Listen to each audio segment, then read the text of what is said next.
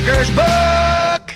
Death Cult, Exposing the Abortion, Euthanasia, and Divorce Agenda by Conrad Riker, available now. Let's talk about the myth of autonomy feminism, the idea that women's liberation means treating men like disposable ATMs while screaming, "My body, my choice." Catherine McKinnon and her ideological harpies preach this nonsense, but reality laughs in their faces. Take Sweden, where no-fault divorce and feminist family courts have turned marriage into a male suicide pact. A 2021 study found that 85% of divorces are initiated by women, yet men lose custody 90% of the time and get financially gutted. Where's the autonomy for fathers? Oh right, it only flows one way straight into the state's coffers and her next boyfriend's wallet. Canada's euthanasia program is another feminist wet dream disguised as compassion. In 2022, over 13,500 people were legally offed, many of them veterans and disabled men who couldn't get proper health care. But sure, let's call it medical assistance in dying instead of what it really is. A cost-cutting measure for a government that values welfare checks over human life. Meanwhile, feminists cheer as men are pushed into early graves while they collect the life insurance. If that's progress, then a guillotine is just a therapeutic neck massage. Ever notice how the same people who scream toxic masculinity also shame men for being weak?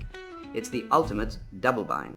Women demand vulnerability until you show it, and then you're a man child. A 2019 study in the H Journal of Social and Personal Relationships found that men who express emotional distress are seen as less attractive and less competent. So much for breaking the stigma. The truth? Women don't want sensitive men, they want winners. And if you're not winning, you're invisible. Poland proves that pro-life policies work. After banning most abortions in 2021, maternal mortality dropped, debunking the feminist lie that restricting abortion kills women. Meanwhile, the UK hides 98% of abortions under fake mental health exceptions, while post-abortion trauma rates skyrocket. Funny how the pro-choice crowd never mentions the women who regret it. But then again, dead babies and broken women are just collateral damage in their war on masculinity.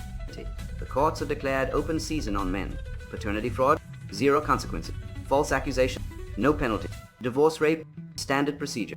In 2020, a British man discovered he wasn't the father of his daughter after 18 years of child support. The court's response? Pay up anyway. That's not justice. That's state-sponsored cuckoldry. And feminists have the nerve to call us toxic? Here's the hard truth. Monogamy isn't optional. Societies that abandon it collapse. Look at Rome, where rampant divorce and bastardy rotted the empire from within.